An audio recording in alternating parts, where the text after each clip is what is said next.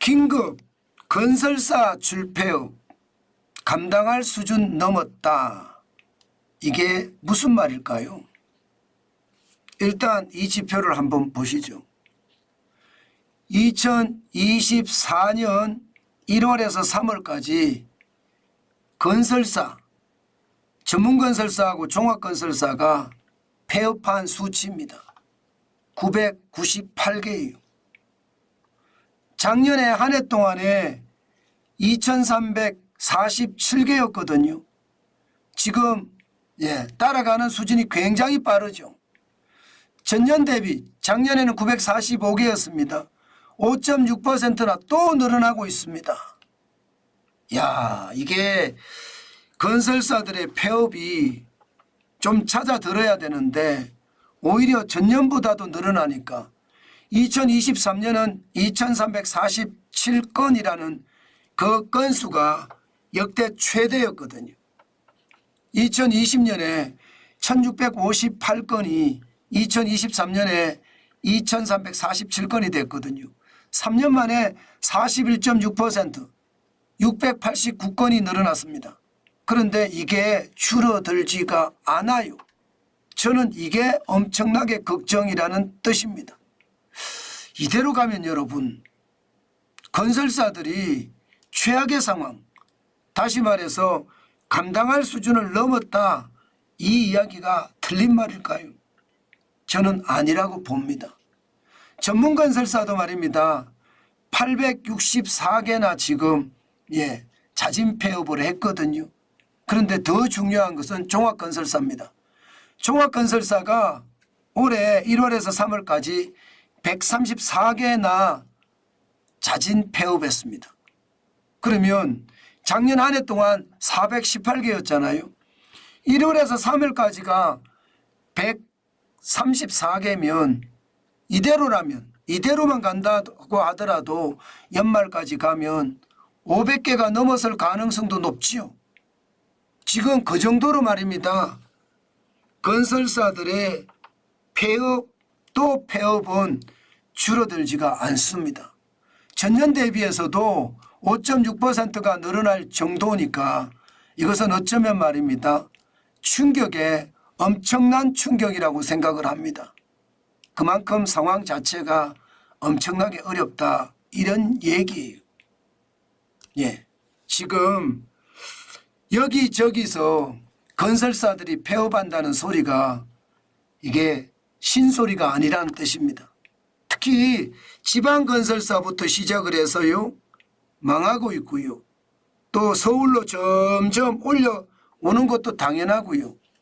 여기에 중소건설사에서 이제 대형건설사로까지도 그 영향이 점점 미치고 있다는 것. 이것은 어쩌면 말입니다.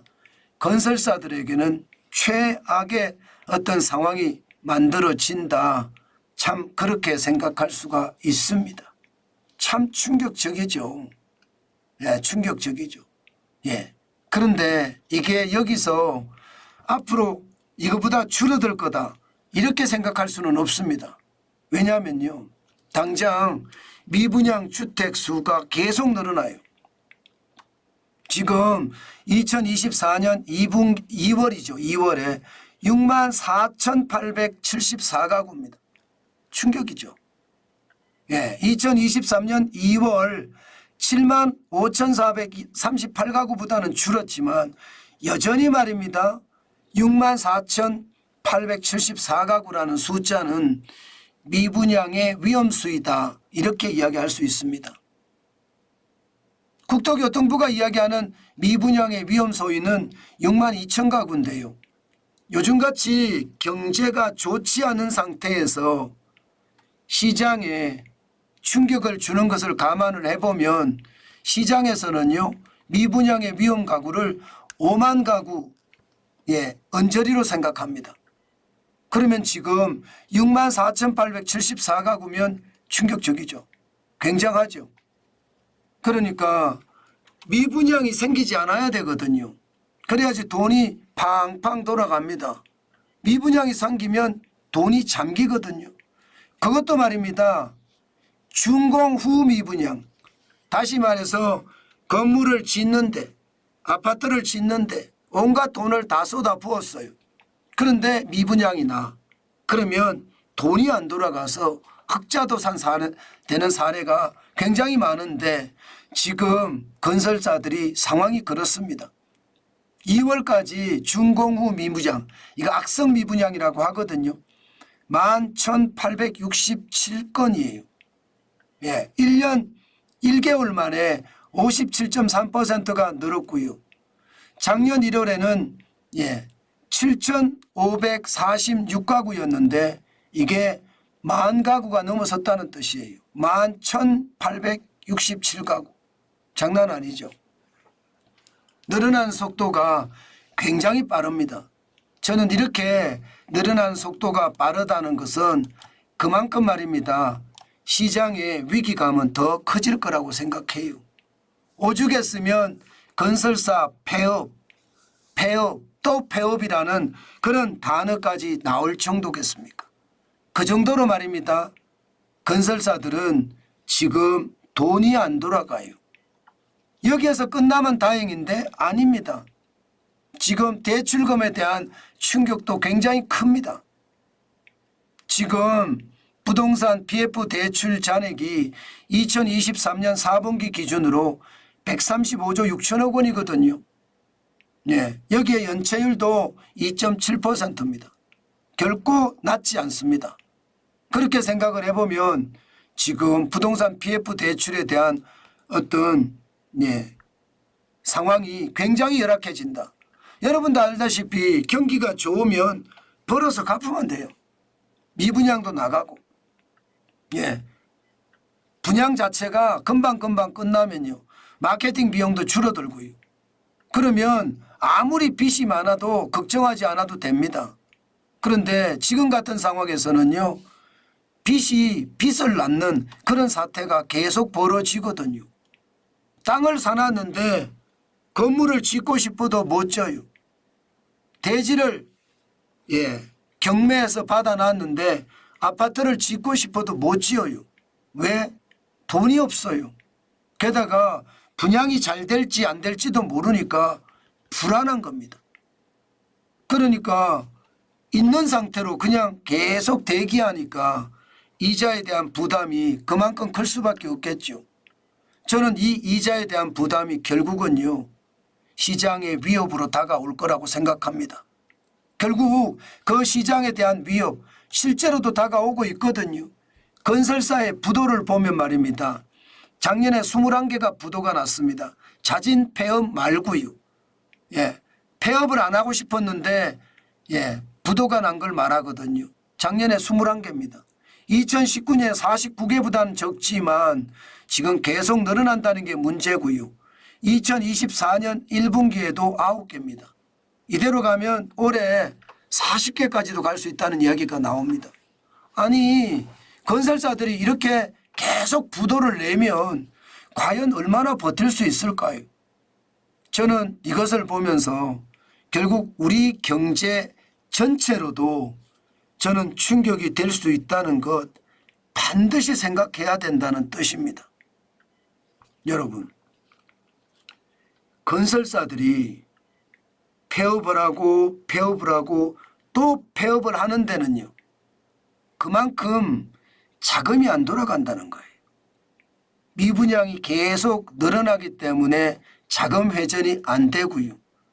지어서 분양하려고 하지만 분양이 안 될까 봐 겁이 나서 아예 땅만 사놓고 말아요.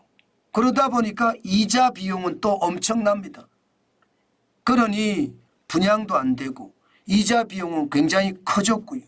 이런 상태에서 건설사들이 버텨내기란 굉장히 어렵다는 뜻이에요. 그나마 경기가 좋아서 분양이 잘 되면 아무 문제가 없습니다. 그런데 지금 저성장의 상황이 계속 이어지고 있잖아요. 그런 상황을 감안을 해보면요. 건설사 폐업만 문제가 아니라는 거 다시 한번 여러분 깨닫게 되실 겁니다. 건설사에서 말입니다. 이제 일반 회사로도 전이 될 수 있다는 것 저는 반드시 봐야 된다고 봅니다. 집을 지으면요, 가전이든 가구든 뭐 도배장판이든 기업들이 한꺼번에 몰려가거든요. 그런데 집이 분양이 안 되면 돈을 받을 수가 없습니다. 그러면 일반 회사로까지도 전이될 가능성이 있거든요. 일반 회사로 전이되기 시작하면 그때부터는요, 저는 걷잡을 수 없을 수도 있겠다. 진짜 감당하지 못할 수도 있겠다. 저는 그런 생각도 하거든요. 그만큼 위험의 강도는 높아졌다는 거고요. 지금 가구 회사들이 명예퇴직을 받고 또 희망퇴직을 받는 것을 보면 지금 생각보다가 빠르게 일반 회사로 전이되는 느낌이거든요. 가구 회사들이 버텨주면 다행이지만 못 버텨주면요, 이게 금융권으로 같이도 전이될 수 있습니다. 이게 4월 위기다 5월 위기다 하는 그 이야기입니다. 그 정도로 경제 자체가 지금 허약하다는 뜻입니다. 저는 여러분, 건설사들이 폐업 안 한다, 건설사의 폐업으로 끝날 거다, 이렇게 단순하게 시장을 보지 말았으면 좋겠습니다. 지금은요, 경제 자체가 뭐 1분기에 1.3% 성장을 했다고 하지만 전반적으로는요, 살얼음판의 분위기입니다. 그렇기 때문에 조심하시고 경계감을 가지고 투자에 나서야 된다. 그 말씀 오늘도 제가 강조해서 드립니다. 제가 일부러 비관적인 내용을 잡아서 방송하는 게 아닙니다. 저는 있는 그대로의 사실을 지표를 가지고 이야기하거든요. 지표가 나올 때마다 경제가 좋지 않다 하는 지표들이 계속 나온다는 것, 여전히 경제 상황은 불안하다는 것 다시 한번 강조해 드립니다.